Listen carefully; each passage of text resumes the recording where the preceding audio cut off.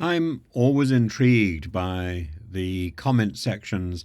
I don't always get a chance to pick up every single comment, but I look at as many as I can. And if I've given you a little heart, that means I've looked at what you've said. I may not remember it, and I may have read it very very fleetingly sometimes. But I don't think it's my job to censor stuff and to say I don't like that. Therefore, you're not. I'm not going to put a heart next to it. There is no other way of me indicating that I've seen stuff.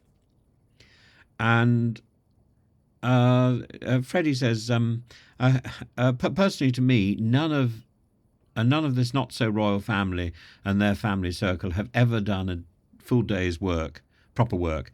The opposite, in fact, they all live for their entitlement and privilege, and shame on every one of them, not my king. Alsbrom says, I'm fascinated by the concept that a family which has more money than you can poke a stick at gather to open presents they bought each other. Harry wrote that Margaret gave him a ballpoint pen. I wonder whether she was sober when she bought it, or did she wrap it herself? And Andrew White points out, did Prince Charles not accept gifts from Saudi Arabia a while back? Well, I think he accepted gifts in a bag. And this issue of the excesses of royalty, much wants more, frankly, and it's very difficult to trim down royalty if you've got a royal family, or if you've got a king or a queen. The idea of a royal family is a modern invention. The idea of working royals is an absurdity and an oxymoron. If you go across to Germany and Bavaria, a place I love, and I spent a little time there while I was a schoolboy, Ludwig II of Bavaria, famously dubbed the Mad King or the Fairy Tale King, is a figure synonymous with royal extravagance, a man whose tastes and obsessions epitomized the zenith of monarchical excess. His life and reign provide a vivid tableau of unchecked royal indulgence, focusing on his passion for art, architecture, and fantasy to the point of political and financial ruin. But the point is, what he's left behind is a legacy of loveliness. And it may have been difficult to live with him, but since his death, Neuschwanstein is the most iconic of all his projects, his fairy tale structure that was inspired by Wagnerian opera or by the Norse mythology and the German mythologies that underpinned Wagnerian operas and medieval romanticism. It's a masterpiece of pseudo-medieval architecture, complete with turrets, spires, and interiors adorned with murals depicting scenes from Germanic mythology. And it always seems to me to look so enormous, and yet in reality it's quite tiny. And I was I was sort of both disappointed and rather surprised. I marvelled at the fact that it was so small. Linderhof Palace is a even smaller Rococo-style retreat. It was modelled after Versailles, and Linderhof featured an artificial grotto that I haven't actually seen in real life, but I've seen lots of pictures of it and television footage of it, where Ludwig would stage elaborate Wagnerian tableau complete with mood lighting in a swan-shaped boat. Simply charming. And the Herrenchiemsee Palace, this unfinished homage to Versailles, boasted gilded halls and mirrored opulence, underscoring Ludwig's reverence for French absolutism, but also for fantasy. And these castles have inspired, the fantastic, and particularly Hollywood and Disney. And indeed, Disneyland is crowned with its own version of Neuschwanstein wherever it's built. These castles, in reality, drained the Bavarian treasury, but they also reflected Ludwig's escapism and disdain for practical government and for practical finance. The point is, if you are a royal, it's very difficult to be tamed into behaving with conventional constraint. Ludwig idolized the composer Richard Wagner, became his most ardent patron, funded Wagner's operatic ventures, including the construction of Bayreuth, this amazing theatre dedicated solely to Wagner's works, even today. And their relationship, of course, was tempestuous and scandal-laden with Ludwig's infatuation. You have to look at the brilliant television film with Richard Burton. And I think it was one of the last films that Joan Greenwood made. The Ludwig and Wagner are extraordinary in the influence that they've had on the arts. Ludwig particularly with his building, and Wagner with this concept of the leitmotif, which dominates our film viewing. You can't watch Star Wars without the leitmotif, dum dum dum dum da dum dum da dum, and you know Darth Vader is being thought of or actually coming into screen. He's present in the music. That's a Wagnerian idea. Ludwig's life was steeped in fantasy, often at odds with reality. He had a nocturnal lifestyle, and I've met a number of artists who've lived by night.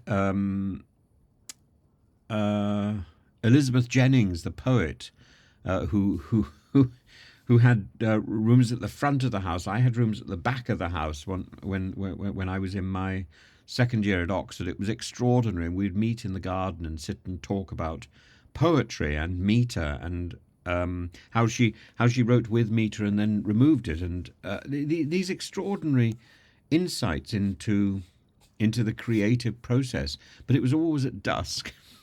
Or as night was closing in, because she slept during the day, like Ludwig. Ludwig claimed that the darkness was more conducive to his dreams and creativity. His dreams when he was awake. He was also given to solitude. He increasingly withdrew from public life, preferring the company of his fantasies, the isolation of his palaces. He dined alone at specially constructed tables that could be lowered through the floor to be set and raised again. That is something which was not uncommon in France, but to avoid interaction with servants.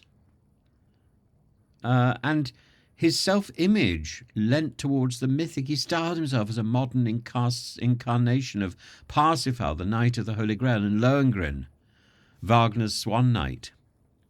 But his extravagance came at a steep price, and by the time of his death, which was probably a result of his extravagance, Ludwig had amassed a staggering debt estimated at millions, and his financial irresponsibility strained Bavaria's economy, creating tensions with his ministers and nobility. Ultimately, his spendthrift ways contributed to his forced removal from the throne, and his reign ended tragically and mysteriously. Declared insane by his ministers, a diagnosis which is contested today, he was deposed in 1886 and shortly afterwards was found dead in Lake Starnberg under suspicious circumstances alongside his physician.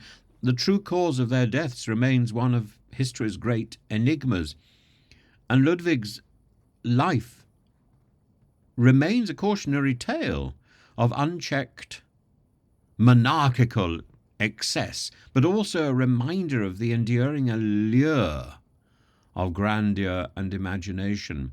And his castles, once derided as follies, are now celebrated cultural landmarks, attracting millions of visitors annually.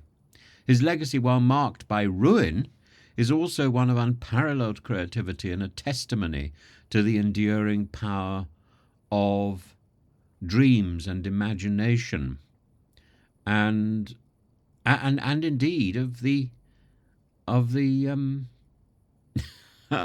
ever resourceful financial the lack of constraints on his finances, and because he was a royal. So to put those constraints, it's I don't think there is such a thing as a working royal. This this extraordinary term, which has only recently turned up, which has only recently been coined, is nonsensical. And keeping royals out of pocket is what explains the extraordinary deals with Netflix, the bizarre carrier bags, and the and the desperation. And you saw that all the way back to Prince Albert and Victoria. This is the true cost of a royal family, and it's Victoria who enlarged the monarchy to become the royal family, drawing on some sort of precedent by George III, but it's Victoria that did that, and Victoria that somehow or other made the royal family into something that's a pastiche of the middle class. At least Marie Antoinette had the decency to pretend to be a village yokel and milking a cow. Queen Victoria confused everything, and we have to ask: is this model something that can genuinely continue? We need to rethink what we're doing, because I don't think keeping the royals short is a way forward. And the sagas which have been playing out in the news recently, and all this finger wagging at Chinese officials, and this person's a member of the Communist Party. Of course they are. That's what it means to be high-ranking in China. And of course they want influence in the UK. They want friends, and they want and they want to know where their future is, and particularly if there's going to be a trade war against China, where are we going to stand? We will stand with our friends, and we need to be reaching out to China and establishing those friendships. We need to be reaching out to the US and establishing our friendships there. Instead, we're alienating everybody by focusing on ourselves and finger wagging here and there. The only people who are being foolish here are those elite, whether in the royal family or at the top of Parliament, who think that they can swan around and that their activities are insignificant. Their activities, they represent us. They represent us, and they must be well aware of what they are doing.